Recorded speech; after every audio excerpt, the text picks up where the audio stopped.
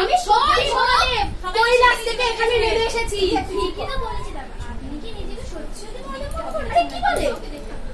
আপনি মনে করছেন নাকি? বুঝলাম মেকআপ আর্টিস্ট হবে মহাদেবের মতো লাগছে, তবে নিজেকে সত্যি সত্যি মনে করছেন? আরে আজব তো, এই তো অদ্ভুত জায়গা থেকে পড়ে গেল। আমি সত্যি মহাদেব, আমি কোনো বহুরূপী নই। যদি মহাদেব আমিও করছি। আগে তোমার সাথে আমি একটা সেলফি তুলবো, তারপর ইনস্টা আর ফেসবুকে হ্যাশট্যাগ দিয়ে পোস্ট করবো, #উইথমহাদেব।